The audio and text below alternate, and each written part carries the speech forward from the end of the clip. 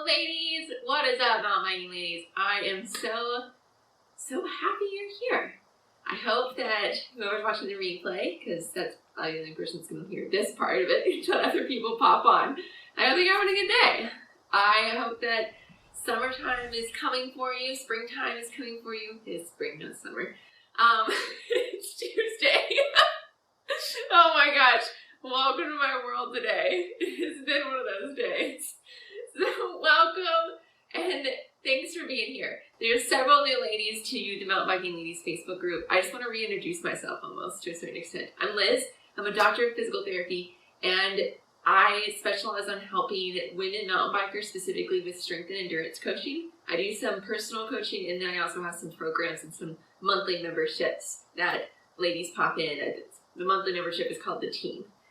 And I also run a PT clinic here in Asheville, North Carolina. So I'm stoked that y'all are here. And for those that have been here with me for a little while, hi! Let me know that you're here live. I know we have some ladies popping on. And also, if you'd like to get a reminder that these lives happen, I send out a reminder right whenever I'm going live to let you know that I'm going live and what the subject is. So you don't miss it. It's a little reminder for you. It's found that that's one of the easiest ways of letting y'all know that I'm here. So if you want to be added to that list, let me know. You can send me a message or just say email and I'll send you a message, whatever. So how are you? Are y'all excited about talking about posture? Climbing posture, here we go. Descending posture, here we go. There's some commonalities between both of these and we're gonna go over that. Posture is pretty important. It's very needed. It helps us with our strength. It helps us feel comfortable on the bike.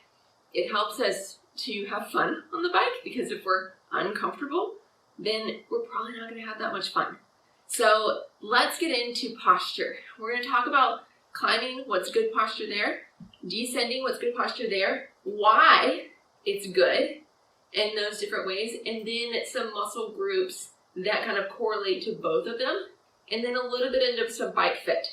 What are some things that can happen as far as like how your bike is set up to make you feel better or be able to keep this posture for longer, set you up for success, or make it be a little bit more stressful on you. So let's pop in. Who knows some things that are good for posture? Who knows what things that you want to be doing on the bike right now? What things that you need to be thinking about whenever you're out there? Let's go for climbing first. So what things do you think about whenever you're on the bike and you're climbing up the hill? I'm talking more seated position for climbing. I'm not going to talk about whatever you're getting out of the saddle and going for today. That can be for another talk.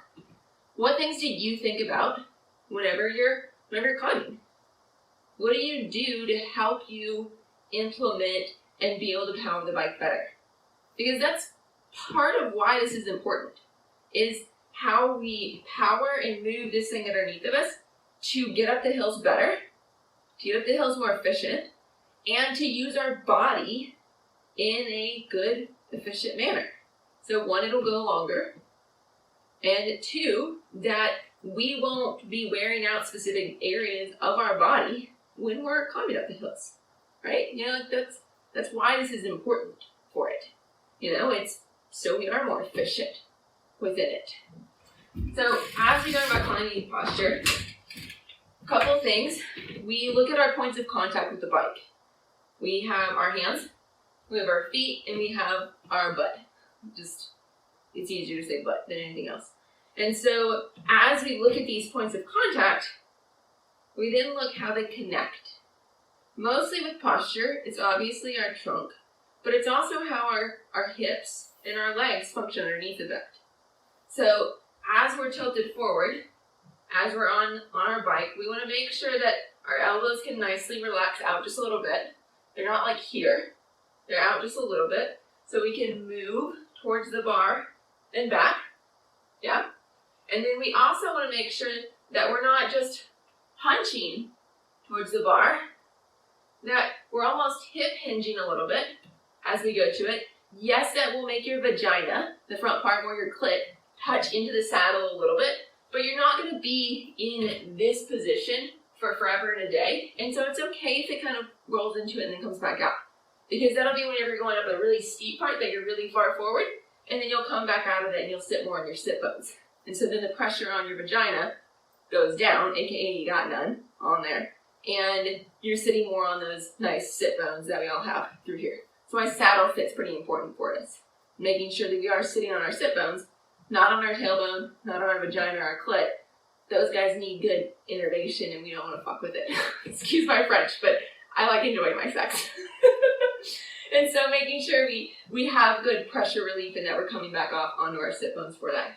Also, as we look at this, we want to make sure that we're not sagging in our upper back. That can start from our low back through here, that we come into this position and posture. And we can also straighten up and hold this still. Has anybody done deadlifting?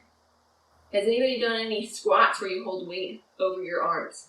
So as we look at this position and posture through here, you can probably see that my back is in a nice neutral spine position. This is where we want to be as we're climbing. This is where we want to hold ourselves. Does anybody have trouble with holding themselves in that position? Understand where that position is. It's a hard position. It's one that I go over with clients a ton. And it's hard for a couple reasons. One, because it's where is our pelvis position in space? What's happening there? Am I arching my back? Am I sagging and flexing too much in my back? Am I sagging and flexing too much and just kind of collapsing through my upper body? And that's what's causing down here? Am I understanding what it means to actually hip hinge through there? Anybody have trouble with this? It's a hard thing. I mean, I know I do. Whenever I get tired, I'm like, oh, you know, I lose it. It happens. Whenever I get tired, when I get fatigued. And so it's important that these muscles get strengthened through that. But it's also important that you understand what that feels like. Do you understand that your shoulder blades draw down your rib cage? Do you understand that you're letting your neck have a little bit of a breath of fresh air and then you're not coming up into them? Because when we lose our posture, and this is one of the reasons of why it's important, is that if I'm here, I can look around. My neck isn't stressed, it feels pretty good. My back isn't stressed, both upper and lower. They feel very supported. I'm sitting on my sit bones through there. My shoulders and arms can do what they're supposed to do, guide and steer the bike. I'm not pulling on the bike to get any movement, to get anything going with that. And all of that is so important because of how it's stacked up from the bottom through that. Understanding our hip hinge, understanding that we're not collapsing into it. Because when we are, we can't bring our shoulder blades down our rib cage as much. It just can't happen. If you're sitting there listening to this, slump for me. Slump. Now try to bring your shoulder blades down your ribs. It's really hard. Now sit up straight, and now bring those shoulder blades down your rib cage, like towards your butt. It's a lot easier, isn't it? There's a whole lot more movement. It's because your shoulder blades rest on your rib cage. And so it's going on your either curved surface or flat surface to move downward. Obviously, it's going to be better, and you felt it. It's going to be better for you to have more of a straight back through that. Now, I'm not talking like here, because a lot of times we'll over-exaggerate through that, but just nice and neutral. It should feel relaxed through there. Work it a little bit. Your core should be on a little bit. Your back muscles should be on a little bit, but it's not super stressful. Also, in this position and posture, I can look around with my head and neck versus if I'm here and kind of slumped into it. Now you see the stress that's put on my neck to look up and forward. It's a lot more, isn't it? It's through here.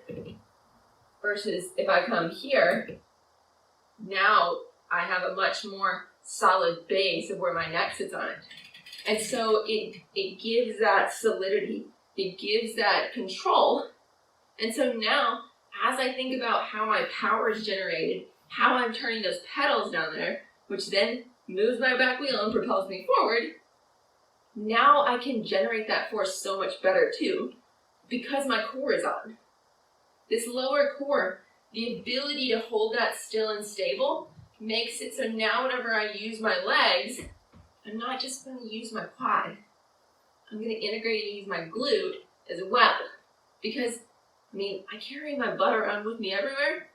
I probably should use it, right? Right? Anybody with me? Carry it around. You probably better use it.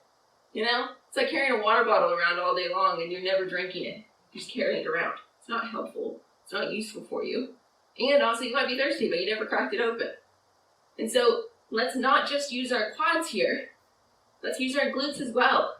So, who has issues with just with using some of your quad whenever you're climbing? Yes, it's going to work, but it doesn't need to only work. You need also to work that glute through there. And how that kicks in is that you are strong through here and not just smashing the pedal down, but you're able to pull and control and actually integrate and use that glute for it. Another reason why posture in climbing, having that neutral spine position, tilted forward a bit, nice flat back, is important. And with the core control one, because when I'm here and I'm just kind of sat down into it, core is really not on. I'm just kind of collapsed. And so then my main muscle group that I'm going to use is my quad.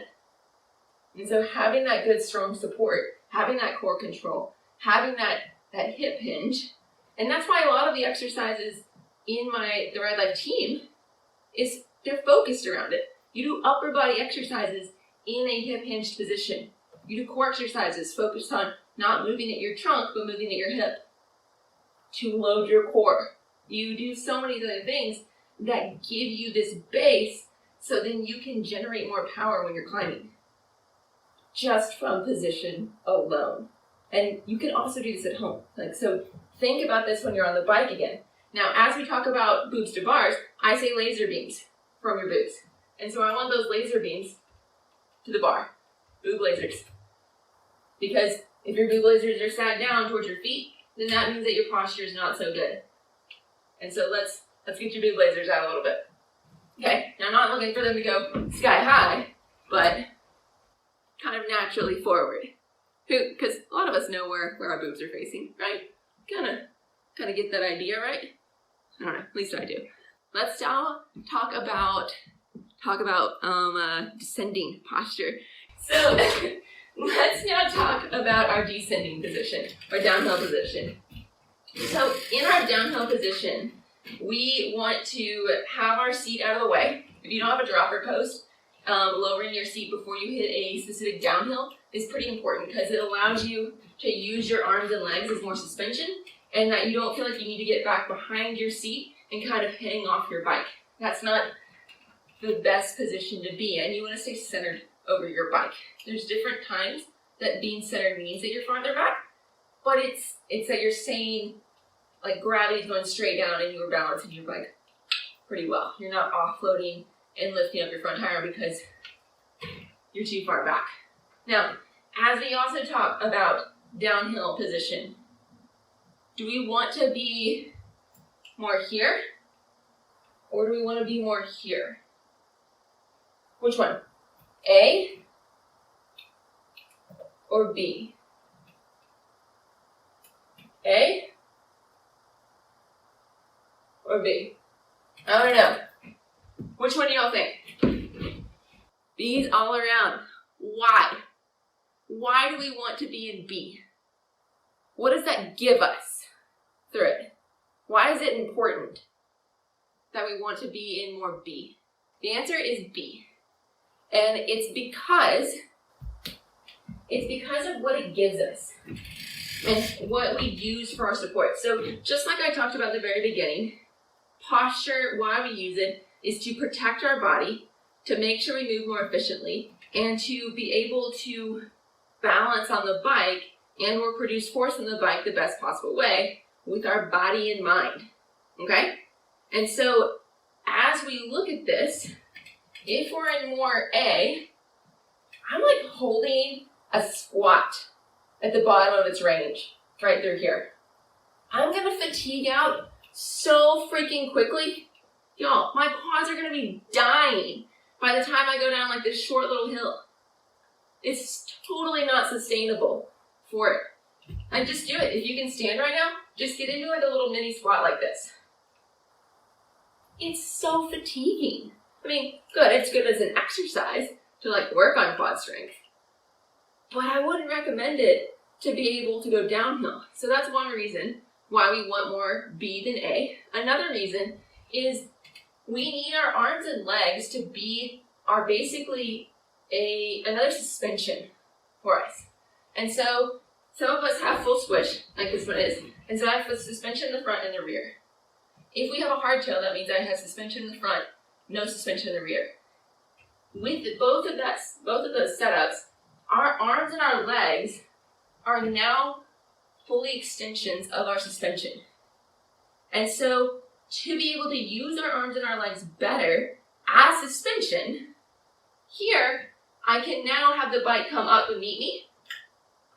I can now drift a little bit away. The bike can drift a little bit away from me, going down because my knees are bent. And so I have a little bit to let the bike go away from me with. In this position, I don't have a whole lot to let the bike come back up. My butt is like literally inches away from it. I have a little bit with my arms, but they're not supporting me that much. I'm also not loading my front wheel. And so as I'm looking at this, I want traction on my front wheel and on my rear wheel.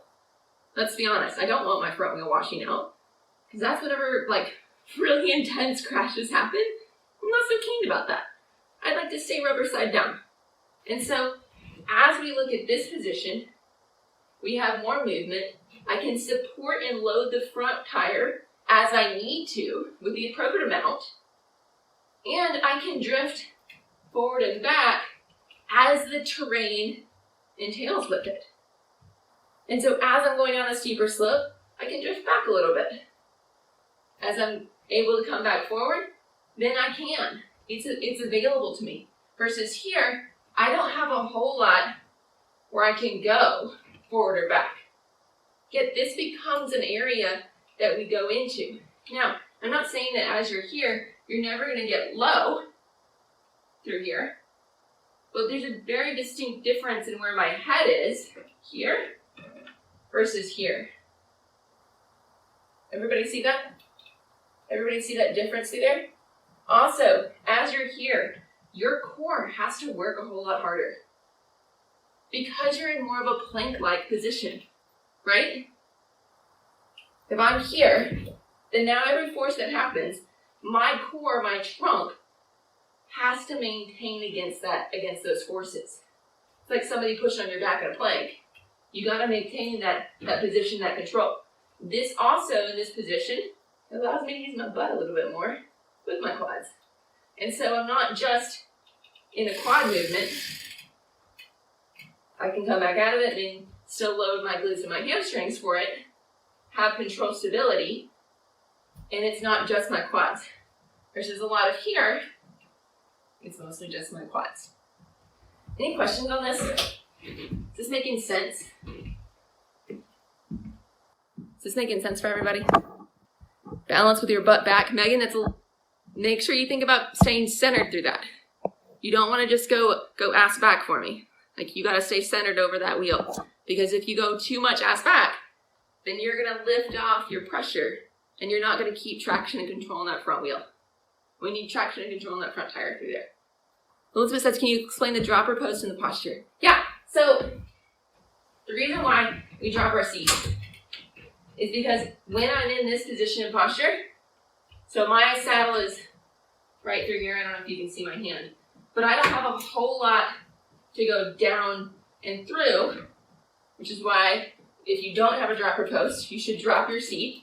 And also why, if there's any upgrade that I would make to a bike, it would be pedals, making sure I'm not going to slide off the pedals, a dropper post, and good grips. Because those are points of contact and also things that make the bike more safe. And that I'm not going to be likely to crash with it. And so with the dropper post down, then now I have the ability to move so much further down into the bike, lower my center of gravity, which makes me a whole lot more stable on the bike as a whole. Versus if I can only go to here, because I'm hitting my seat, then I'll have to go behind it, and that's kind of scary. It also is not making me centered over the bike through that. I'm behind it instead of centered over top of it. And so having a dropper post allows me to go through more of a range, lower my center of gravity, which, if you think about it, if someone's gonna push you over, they're gonna add like a good push through it, then what do? You get lower, you get ready for it. You're not gonna stay high and just get pushed over. No, you drop. And if you drop even further, then you're even more it's even harder to push you over. And so you can maintain that stability even more, even better, with being able to go through that range. And so if it is a section that you need a little bit more balance, stability, drop it like it's hot and come and basically bend your knees in that same hip hinge deadlift position through it. It's also important that you understand how to deadlift, aka how to hip hinge, and that comes back full circle into our climbing posture. So they're one and the same. They have a ton of similarities within your trunk control. For climbing, hip hinge, flat back, understanding that control, shoulder blades are down, neck is supported.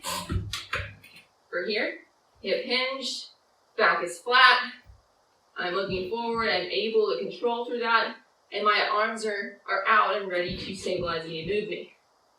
And move with the bike, move underneath of me. Does this all make sense? Anybody have questions on this? So, who honestly thinks that they can do a hip hinge perfectly? Because pretty much everybody that I see either in the clinic or that I watch do some different exercises, unless they've really focused and worked on it, as they start to hip hinge, you know what they do first? Is they just stick their ass out. They just do that first. Well, it's actually just quite the opposite. To hip hinge means that I'm not hinging at my back. If I stick my ass out, I just hinged at my lower back. And so what I want to do is actually fold and move like an axis or rotation through my hips. Hence why it's called a hip hinge. But that requires a ton of core strength and or core to brain body awareness to help you to understand and do that. Anybody have issues? I used to have a ton of issues with this. When I had low back pain, neck pain, upper back pain, I was diagnosed with fibromyalgia for how much pain I was in, and my hypermobility kind of put everything together, and I was a hot mess. I was like, how old was I? 20? It's 19 or 20, something like that. And I was a hot mess. I was diagnosed with fibromyalgia. I was diagnosed with some chronic pain, other things like that, and I couldn't control it. I didn't know what to do. I was at a loss.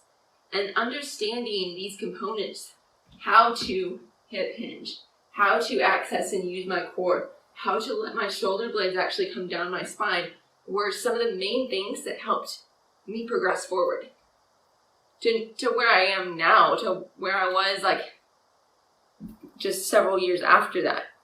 But it's that commonality of understanding this control in these positions and how to strengthen that. Because that's going to make you able to ride. That's going to change your endurance on here. It's going to change your strength pattern. It's going to change how you think and your balance on it. Yo, that's what's going to make you have more fun. Come on. So working these, even if you don't want to admit it right now, working at core control so you understand how to move at your hips, to help with your posture on your bike and how to use those shoulder blades more, letting them down your rib cage is super, super important for it. Okay? Maureen says, what's the best way to train your shoulder blades to work? You should have access to the team shoulder blade activation module, I think. You should have access to that. And so check that out. It goes over, it's 4 exercises, and it goes over 1, what the shoulder blade muscles are, And then 2, some easy exercises. I talk about breaking the bar in that, and so you can actually think about breaking the bar on your bike, and that'll activate and kick those guys in. So check that out for me, and that'll help you with racking all those guys around. All right, so wrapping up bike fit stuff. Let's talk about some bike fit issues and how these can kind of play a role into it. So as we talk about bike fit issues, it's going to be mainly whenever our butt's on the saddle, because that's when we're more planted. That's whenever the distance between your butt and your hands play a big role. So if I have a longer reach than what I need, aka between butt and hands, then my hands might be up here. In that, I have to be more forward as a whole. I have to be more tipped versus upright as a whole. And that's going to make me have to use here a whole lot more. I'm going to almost feel like I can't hold myself up quite as much through that. Another thing that can affect this is not just the distance, but how wide your handlebars are and your stem length. And so if you have really wide handlebars, that's going to make the distance between your butt and your handlebars longer. If you have a more aggressive sweep, aka it doesn't come back to you quite as much for the ends of your grips, so they end farther away from you versus farther closer to you. And it's basically aggressiveness is so I'm here and this is my stable, comfortable position for weighting my full hand. If my handlebars were in, then this would be more in. And so my elbows would drop some in reference to the actual bars. If they're more aggressive, then I'm going to be more here because it's going to make me be in more a elbows out, aggressive, more so downhill riding position. And that's whenever you have a sweep that comes down for you here, it's easier climbing. When you have more out, that's a more aggressive, easier for downhill. Wider bars equal more balance and control for downhill, depending on the width, like not exaggerated, but just a wider bar than in general. That helps you with downhill and being able to control the position of your bike, gives you a more stable base. Just think about doing a plank here versus a plank here. You know, you have a wide base of support, but not a plank out here because that's a whole lot harder. And so, same thing goes. If you have really wide bars, it's going to create some other issues. It's hard to hold through that. And so, knowing that realm, also, if it's too close to you, so if I'm here through that, I'll feel crunched. I almost will feel like it's better for me to be here versus here. And just play around with this. Something that you can do is, do you tend to ride with your fingers more on the bars? If so, then your reach might be a little long, depending on if that's how you feel all the time when you're on the bike. If you tend to ride with more of the heels of your hands on the bars, because that feels better, then you might need a little bit more reach between butt and bars. Just easy ways to kind of play around. What feels comfortable for you? Now, it's not that you're like leaning on your bars or everything and they're supporting you up. It's that they're resting on there and you're supporting yourself with your trunk. And so thinking about that positioning, as you come up and out of the saddle, then it becomes the distance between your feet and your bars and making sure that those feel good through that. Typically, it's the nuances of how far your bars are away from your feet. You don't tend to feel it quite as much as whenever your ass is on the saddle. Questions within this? Questions? This has been a good one. Talked a lot about some different issues, some different things, and how understanding that neutral trunk and how to counter it is important. All right, ladies, have a fantastic night. I hope that you enjoyed it. Bye, y'all.